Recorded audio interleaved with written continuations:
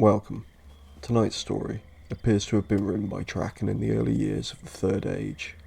It tells of an encounter with the still loyal Zarosian Azanadra, and describes how he was haunted by the memories of his past and the voice of his recently betrayed god during the hunt.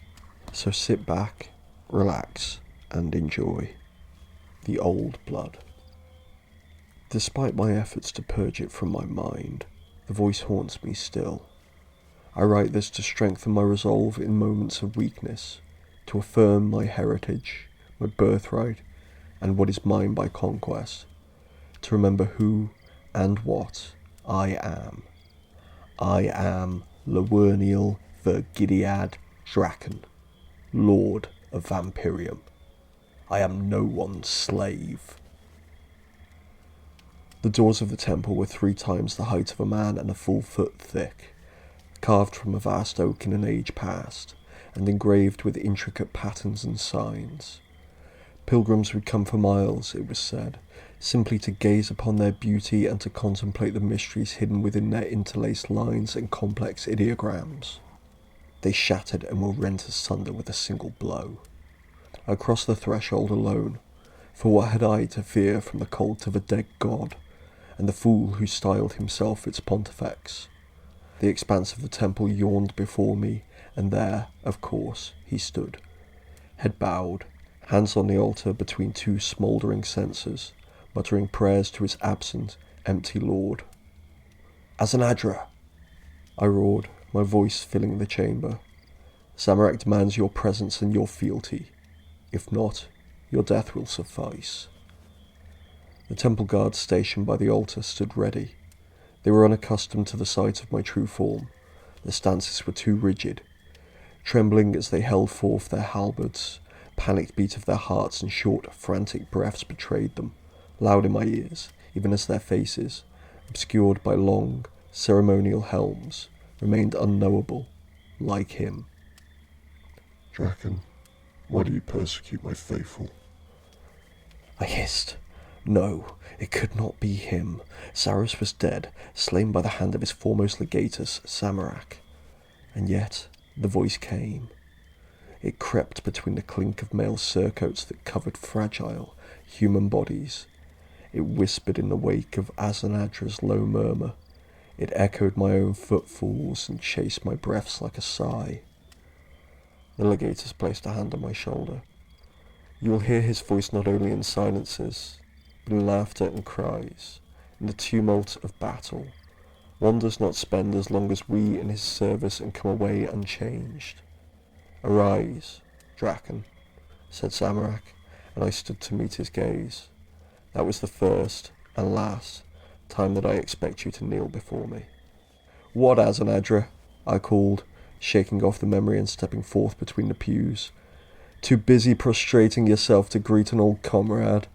"A pious man knows when to defer to his betters," came the response, low and even. To his credit, Azanadra's voice betrayed no fear. He turned slowly, and I saw that his face was pale and drawn, his eyes sunken. "It's part of being civilized, Drakan," he growled, grinding his teeth, "of being more than a beast." Azanadra grimaced as I began my approach. "And I see you're no longer concerned with maintaining any semblance of respectability. You look disgusting." "The human guise they taught you has served you well, has it not?" Lord Malachi of House Grazi laughed, deep and full, as I approached him and knelt, indolent and corpulent in ill-fitting maggot leather and diabat fur. He lounged on his great throne, beneath the wall-mounted husk of a giant leechworm, slain by his much-storied grandfather. "By the blood, is that you, Drakan? You have changed your form, somehow." "It is our effective choice in House Drakan, my lord, taught to us by the stranger from afar. It is convenient, in many ways." Grazi snorted. "Leave your tribute and be gone. Hopefully the rest of my vassals still have some self-respect." I inclined my head, words souring in my mouth as I knew my blood tribute would sour in his. Poison was an alien concept on Vampirium, and Lord Grazi, so very resistant to change. I would be sure to transform fully when later, alone, he lay before me, mouth frothing, paralysed, unable to close his eyes. By now I was halfway down the temple nave.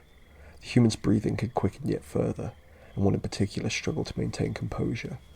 Asanadra noticed too, his eyes flicking quickly away from me and back again. "Hold, Titus," he said. "Do not approach." But the human let out a high, tremulous cry, and brought the brass pommel of his halberd staff down onto the flagstones with a long echo. He swept the palm of his hand, exposed beneath his steel bracer, up over the weapon's blade, and red tendrils began to wind together above his upraised hand. "The arrival of your kind has changed this world forever." The form grew silent, save for the shivering breaths of the human who knelt before me, naked but for a loincloth, eyes large and wet beneath a matted fringe, his bound arms upturned as if in supplication. I stretched out my hand and turned my wrist. The man's eyes rolled upwards and he let out a long, hoarse gasp as his veins opened, thick red blood pulsing upwards in languid gouts from his wrists. When I had drawn enough, for enough was what imperial law allowed us to take, I snapped my hand shut into a fist, coalescing the blood cloud and coagulating the blood in the thrall's wounds, allowing him to collapse, pale and limp. His chest barely moved with each shallow, gurgling breath, but he would live. I levitated the oscillating crimson orb above my left hand and presented it to the room. Calhuman initiates whispered to one another and scratched on slate tablets, and Magus Axius puffed thick green smoke from his long pipe, his facial tentacles curling around its shaft as they did when he was deep in thought. It would take the best of them a full year to master the fundamental principles of blood magic. For me, it was just breathing. The blood surged towards me with a sweep of the man's hand. With a sidestep and a circular motion, I drew the missile into my sphere of control. The guard was well trained, at least, and ran in the wake of his opening attack, halberd blade raised. Following the momentum of my circular deflection, I spanned my body and lashed out with blood like a whip.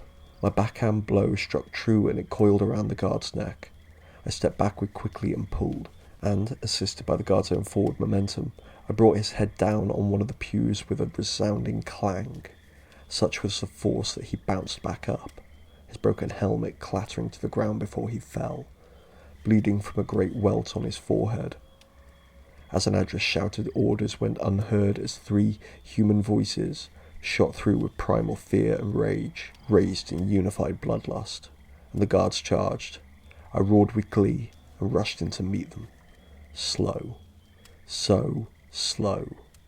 The first guard's halberd fell as if dragged through clay, and I darted beneath it, raking my claw through the man's torso without breaking my stride. I met the next one head on, shearing through her armour and flesh and tearing her arm from her body. Blood gushed and the woman's weapon clattered to the floor, but her remaining hand gripped my shoulder in its death spasm. I slowed, just for a moment, as ice crackled around my shoulder and neck, enough for a sharp impact to land between my wings, searing pain blossoming. "You underestimate them. They have risen far, as have you." The pain was brilliant and stark as Sasha's needle pierced my wing flesh. The red sigils scribed there told sagas of my conquests. Mine, that of House Drakan, was now the old blood. All of the tribes of Vampirium now came under my rule, and yet it was but the beginning. The stranger from afar urged me to follow him, to come to a new world and aid him with his grand designs, as he had with mine. As we stood high on Vampirium's cliffs, I surveyed my dominion in its raw beauty, the bloodwood copses, just starting to bead with thick red sap, the lipid pools, the great leechworm warrens, and its sky, soft red and bruised with purple cloud. The tattoo was complete, and Sasha's arms wrapped around my waist, teeth nipping at my shoulder. When would I return here? When would I be coming home? Something coating the blades, some newly devised compound, perhaps, or simply water imbued to harm my kind. They had known I was coming. I closed my eyes and focused only on the pain.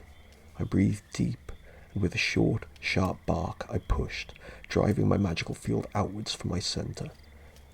Ice shattered, and blackened blood sputtered from the wound in my back. I turned to see my attacker staggering backwards, slipping on flagstones slick with his comrade's blood. I sliced upwards and opened him from groin to throat. An undiscernible word echoed through the temple, and the hairs on my neck rankled.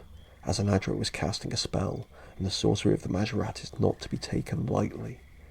I launched forth at my full speed, until my face came within inches of his, twisted with anger and fear, his eyes bulging. My claws flashed, aiming to remove his head in one stroke, but I struck only air. Azanadra's frozen form turned translucent and rose away, deforming in angular pieces. I brought my fist down on the empty Lord's altar, splintering it in two. Slathering, I turned and loped towards the nearest surviving human, who was pulling himself along the ground with one arm, clutching his stomach with the other. No, I taught you to be more.